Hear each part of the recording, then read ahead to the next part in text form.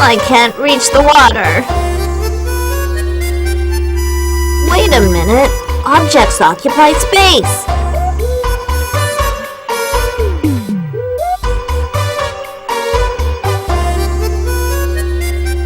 These centimeter plastic cubes will occupy space in the water and make the level rise. The more plastic cubes there are in the water, the higher the water level.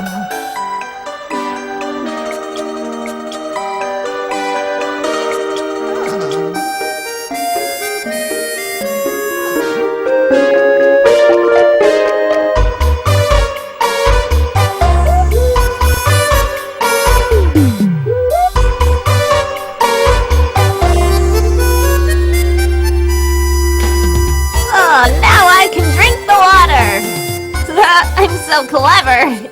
Oh, Alice. Oh, you are a silly bird. Oh, why's that? If you want to drink some water, then all you have to do is ask me. You've wet the cubes I need for volume studies. Oh, I'm so sorry, Alice. And what was it about volume you were studying, huh? I don't have time to explain. I have to go out now. You're going out now? Oh, take me with you. I'd really like to go out too. I've got things to do, so you can't come with me. I'm sorry. Oh, go on, please. All right. You want to go out? Then go! Oh! Alice, where are you? Oh. Here I am. Huh? You really have to stop scaring me like that. Well, I thought you had things to do, so what are they? Oh, my teacher's given me 2 stones. I have to find out how big they are. I have to come up with an idea for an appropriate way of measuring their volumes and surface areas. Look, there's a shopping mall. We can get some ideas there. Yeah, good idea.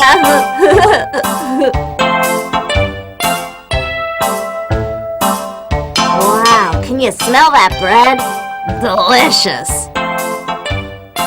Huh? When a square loaf is cut with a slicer, every slice of bread has the same shape. Ah, and circular bread can be cut into circular slices too. Yes, that's right. That's because both the square and round loaves are prisms. Really? But how can they be prisms?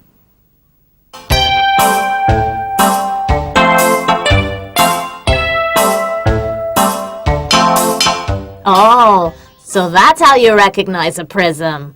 Oh. Ooh! Yes, she's quite right.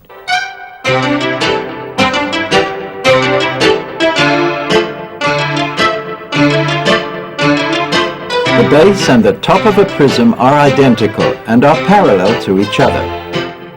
If we take a plane parallel to the top and base that cuts across the prism at any point, then the cross-section will be identical to and have the same area as both the base and top.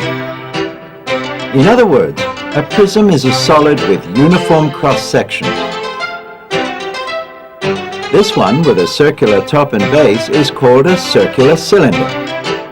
And this one with a quadrilateral top and base is called a quadrilateral prism.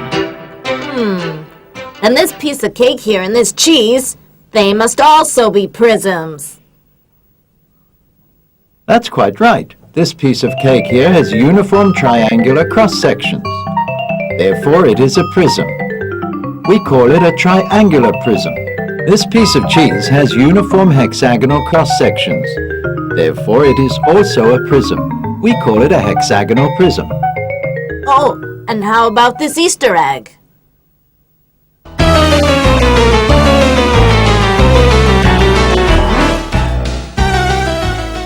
The sizes of the cross-sections from one end to the other are not uniform in this case, so the Easter egg is not a prism. Tell me, what about you, Bird? Are you a prism? Let me see. No, wait! You can't cut me up into pieces. I promise, I'm not a prism. Honest, I'm not.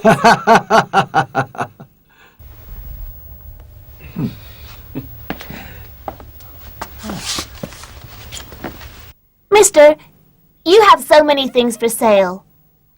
Do you have something that might help me find out the volume of this stone here, please?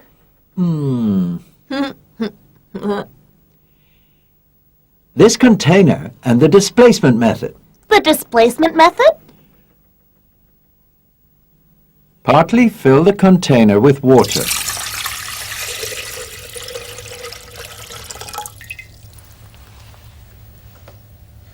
And mark the water level. Then place the stone in the water, making sure it's completely immersed.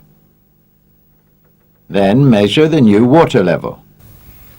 The volume of the stone is equal to the volume of water displaced in the circular cylinder.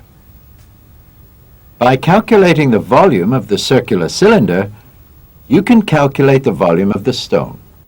How do you calculate the volume of a circular cylinder? I don't know. I only know how to calculate the volume of a rectangular prism or cuboid. Volume is length times width times height. Since length times width equals the area of the base, the volume of a cuboid equals base area times height. Easy to remember, isn't it? Yes, but the volumes of other prisms also equal to base area times height. Take this wooden ornament. Does it give you any ideas? This solid ornament is made up of many cuboids. The volume of the solid equals the total volumes of the cuboids. As the volume of a cuboid equals base area times height, and all the cuboids have the same height, we can first add together the areas of all the rectangular bases. Then multiply that figure by the height. In other words, the volume is the total sum of the base areas times height. If each cuboid is further divided into smaller cuboids, the base of the solid is close to a triangle, so the solid will be close to a triangular prism. In other words, the total sum of the base areas is about the same as the area of a triangle, and its volume is about the same as that of a triangular prism. Therefore, the volume of a triangular prism equals the area of the triangular base times the height. In other words, its base area times height. Oh, so a triangular prism's volume and a cuboid's volume are both calculated using base area times height. That's fine, but what use is it? We can use the same formula to calculate the volume of a hexagonal prism.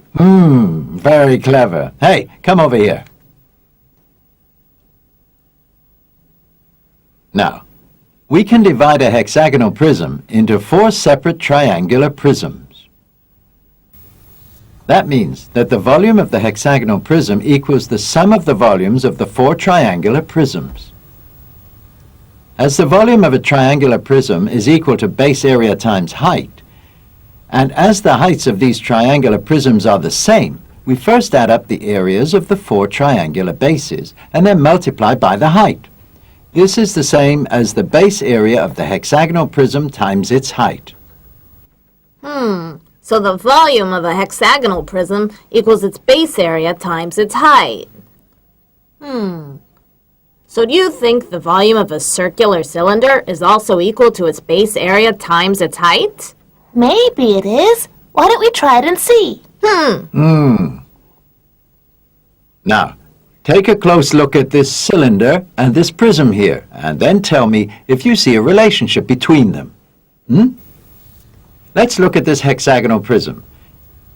If we change it into a prism with a 12-sided polygonal base like this, and then into a prism with a 24-sided polygonal base, and so on, then the volume of the prism gets closer and closer to that of a circular cylinder. When the volume of a prism is about the same as that of a circular cylinder, its base area is nearly the same as the area of a circle. Therefore, the volume of a circular cylinder is also equal to its base area times its height. Oh, yes! I understand now. For a prism, no matter whether it's a circular cylinder or any other type of prism, its volume is equal to Base area times height. What's more, as the horizontal cross-sections are the same from its base to its top, the volume of a prism is also equal to the area of a horizontal cross-section times height. Mister, some of these ornaments have given me some ideas. That's good. Well, take a look round. You might find something useful. Well, I have to go home to measure the volume of my stone. Maybe some other time. All right. Bye-bye. Bye. Come on. Bye-bye.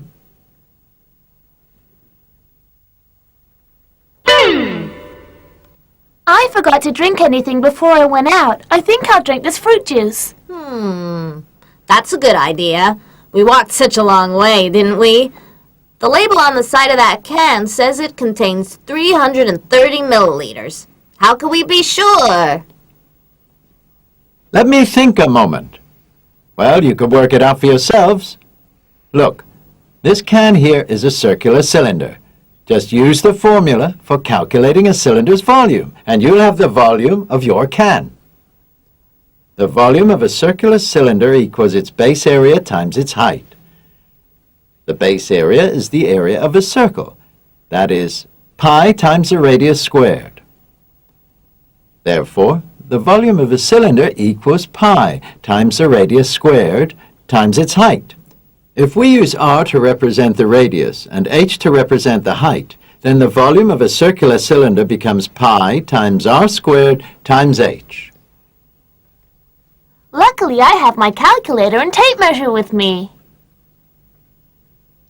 Let me measure the radius and height of the can. The height is about 12 centimeters. The diameter is about 6 centimeters, so the radius is about 3 centimeters. Therefore, the volume of this can is pi times 3 squared times 12 equals about 340 cubic centimeters. 340 cubic centimeters is 340 milliliters, which is a lot of juice, isn't it? What do you think? Am I an expert at calculating? Yes, you're brilliant. Do you hear that? I'm brilliant! Hooray! All right, that's quite enough of that. Now get out of here, you hear? Yes, madam.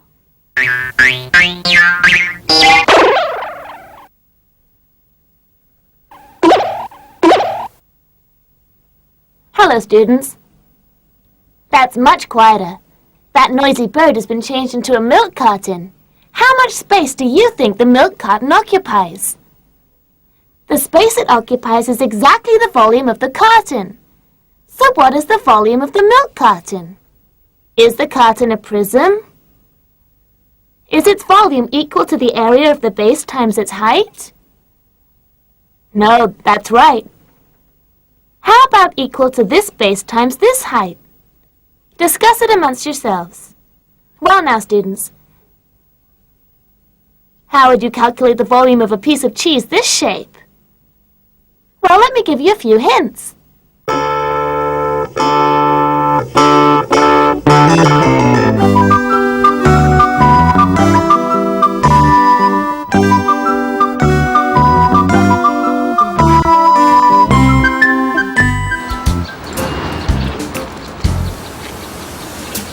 Oh, I have the smell of milk all over me. I have to go home and take a shower quickly. I hope that teaches you to behave yourself. Oh, look at this. He's the king of the dried mandarin skins. He can peel a mandarin quicker than anybody else. When the skins of the mandarins are spread out flat, they're all different sizes, of course. But do you think that the sizes of the skins reflect the sizes of the mandarins? I've no idea at all. You don't? Then why don't you ask? When the skin of a mandarin is spread out, it forms the net of the mandarin's surface, just like the nets of the surfaces of these prisms. Can you tell me what use a net has? Why ask me? Why don't you ask the king of mandarin skins? The area of the net equals the surface area of the solid. The net of the cuboid represented here is made up of 6 rectangles. 2 of them are the base and the top of the cuboid, while the other 4 are the side faces of the cuboid. Therefore, the surface area of the cuboid equals the sum of the areas of these 6 rectangles. If we take the lengths of the cuboid sides as A, B, and C respectively, then the length of the sides of the rectangles are, and the areas of each rectangle are. Therefore, the surface area of the cuboid equals 2 times AB plus BC plus CA. I get it. Now then let me try to find the surface area of a hexagonal prism. Tell me if I'm right. The net of a hexagonal prism looks like this. It has a hexagonal base and top and 6 rectangular faces. The surface area equals the total area of base and top plus the total area of faces. So in this case, the surface area equals the areas of 2 hexagons plus the total area of 6 rectangles. You learned quickly. You're a clever bird. All right, let me try one. Let's assume that the radius of the base of a cylinder is r, and the height of the cylinder is h. When the curved surface of the cylinder is spread out, it forms a rectangle. Its length equals the circumference of the circular base, that is 2 times pi times r. Its width equals the height, h. So the area of the curved surface equals 2 times pi times r times h. In other words, 2 pi r h. The total area of the base and top equals the sum of the areas of 2 circles. That is twice pi times r squared. So the surface area of a circular cylinder equals the areas of 2 circles plus the area of a rectangle. Oh, you're really clever. Well then, if the surface area of one prism is bigger than that of another one, does it mean that its volume will be bigger too? I have to go now.